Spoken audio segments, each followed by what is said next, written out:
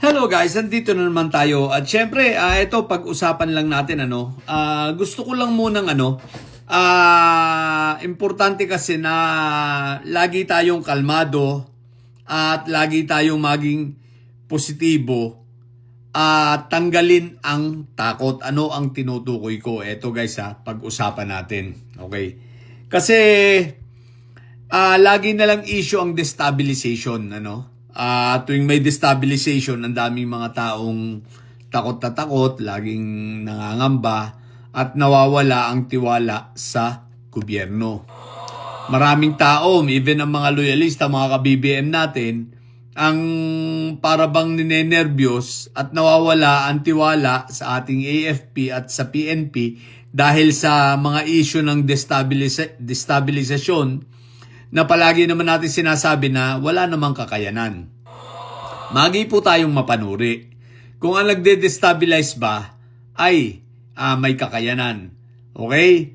Nitong nagdaang araw ay may interview itong si dating Colonel Kerubin at sinabi niya sa kanyang mga interview na kinausap niya yung mga junior officers kung sila ba ay naniniwala sa mga panawagan nito mga retired generals, nakagaya nito, ito mga nagde-destabilize nito, kagaya nito sila Pokis at sinamaliwanag ang sagot ng mga junior officers.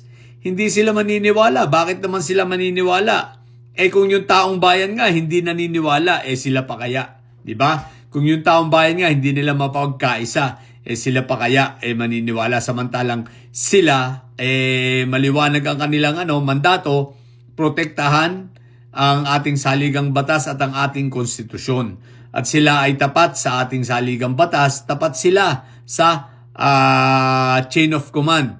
So ang kanilang commander-in-chief ang siyang commander-in-chief at masusunod, So hanggat wala itong ginagawang mali. So sa madaling salita, wala talagang kapag-apag-asa ang mga destabilization na yan. At yan ay matagal na nating dinidiscuss na kayo mga ka-BBM ko ay huwag kayong madala sa takot. Unang-una, sa aking buhay na ito, sa aking pagkakaintindi at sa lahat ng aking nasaksihan, dahil ako'y Marcelo Baby, lahat ng gobyerno, lahat ng iyo po ay may destabilization na magaganap at mangyayari. Dahil yan ay karugtong na ng ating karugtong na ng ating sistema, Dahil sa kalayaan natin, dahil sa demokrasya, hindi mawawala ang destabilization plot. Ang lagi na lang tanong, may kakayanan ba? Okay, sa mga katulad kong Marcelo Baby, pinapaalala ko sa inyo, naaalala nyo pa ba mga destabilization after ng 1986 EDSA Revolution at ginawa ang ating bagong konstitusyon? Ilang kudita ang inabot ni Cory Aquino, di ba? Bilang Pangulo, nakatatlong kudita na ginawa ng mga RAM, pero syempre hindi nagtagumpay. Yun, mga madugong kudita pa ang mga nangyaring yun. Talaga nagkaroon ng barilan, nagkaroon ng si Biason pa ang AFP noon, AFP chief, natatandaan ko, at nagkaroon ng ng talagang confrontation dito sa Camp Aguinaldo, tsaka dito sa may Corinthian Garden, dyan sa White Plains yan, sa pinag-aanuhan ngayon, pinagraralihan. Tandang-tanda ko yun, At ako ay nasa Western Police District na ako noon. So, si Maganto, nabaril pa dyan. Okay, nagkatama ng bala si Romeo Maganto, sa mga nakakakilala, dating Station 1 commander. Okay. After ni Cory, Ramos. Okay. Meron ba na destabilization? Yes, may mga destabilization na pagtatangka dito kay Ramos. Ang RAM ay dinestabilize rin siya. Pagkatapos ni Ramos, si Erap ka, di ba? Anong nangyari? Di ba, natuluyan niyang napatalsik. At pagkatapos, si Gloria, namuntik magkaroon ng EDSA 3. At pagkatapos ni Gloria, sino na? Si Noynoy Aquino na. Ilang beses rin pinagtangkaan ng destabilization ng mga makakaliwang grupo naman. At pagkatapos naman ni Pinoy, ayan na nga, si Duterte. Pero yung kay Duterte lang, may mga destabilization din. Pero yung kay Duterte destabilization, talaga namang nararapat yun dahil sa kanyang mga pinagagawang pagpatay. Nagkataon lang na nagkaroon ng COVID, kaya medyo natigil-tigil. At ngayon naman, ito, sa panahon ni PBBM, So guys, ibig kong sabihin, ang pinupunto ko rito, hindi nawawala ang destabilization. Ang sinasabi ko, may kakayanan ba sila? Ngayon, tayong mga Pilipino, maging mapagmatyag tayo at magtiwala tayo sa AFP, kitang-kita naman. Ano naman ang reason para i-destabilize? Anong reason pala para pabagsakin nila ang Pangulo? At anong reason bakit sasama ang taong bayan? Nakitang-kita naman ng taong bayan na ang Pangulo ay nagtatrabaho. At sino ang papalit? Si Inday Sayad. Paano mo mapapaniwala ang mga military? Paano mo mapapaniwala ang sambayan ng Pilipino kung ang ipapalit nila ay si Inday Sayad? At obviously, ang mga nagdi-destabilize ay mismong mga tao ni Inday Sayad. Paano magtatagumpay yan? Kaya nga sabi ko sa inyo guys, simula't simula pa, nang lumabas yung mga distab na yan ng mga issue, ako'y natatawa lang. Sinasabi ko na sa inyo, walang kakayanan, walang capability, at hindi magtatagumpay. Noon ko pa sinasabi, paulit-ulit, no? Na sinasabi ko na walang mangyayaring ganyan kasi nga ang mga sundalo ay hindi papayag. Sino ba namang sundalo ngayon ang papayag na ang paupuing presidente ay anti-China? Anti-China, pro-China?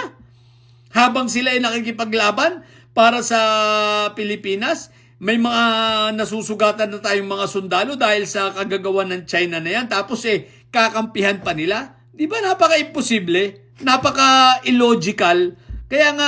Kaya ko lang ito kinokontent ngayon na mga ka-BBM ko, mga koloyalista. Dahil ang daming nagtatanong sa akin lagi, ang daming nagsasabi na sila ay nangangamba. Dahil dyan sa mga distab na yan. Tulad ng sinabi ko, hindi yan mawawala. Hindi yan mawawala, laging nandyan yan. Yan, ang INC, ginagamit, di ba? Pang-distab, pero ano?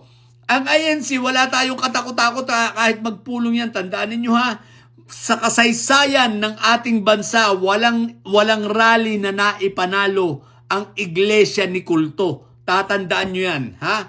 Wala sila, pero sa kasaysayan ng ating bansa, 2 gobyerno na administrasyon ang pinabagsak ng rally ng Katoliko at ng iba't ibang mga reliyon. 2 EDSA na yan. EDSA 1 at EDSA 2. Sa parehong EDSA yan, hindi dyan sumali ang Iglesia ni Kulto. Okay? Sa 2 rally na yan, sa 2 EDSA na yan, never pa sa kasaysayan na nagtagumpay ang rally ng Iglesia ni Kulto. Bagamat sila ngayon kasama sila sa pag-destabilize ng ating gobyerno, pero tulad ng sinabi ko, hindi magtatagumpay yan.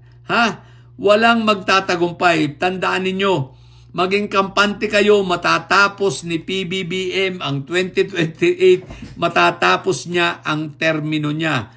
Bakit? Nakaback up sa kanya din, ang taong bayan nakaback up sa kanya, ang AFP at PNP.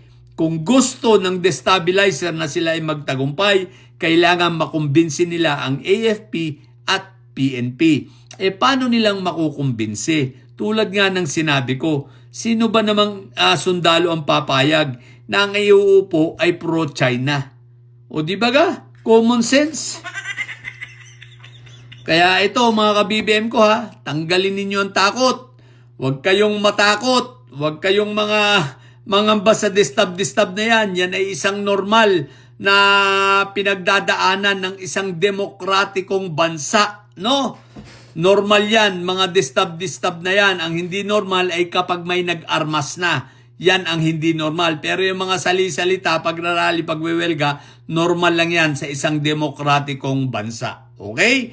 Ang pagpuna sa Pangulo, yan ay normal.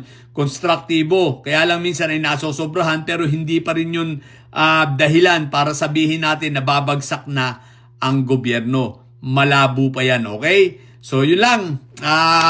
Nawa ito ay makatulong sa atin. Mahimasmasa naman tayo. At wag kinakabahan, maging matalino. Okay? Yun lang po. Sa mga bobong didilis dyan na may side na nyo.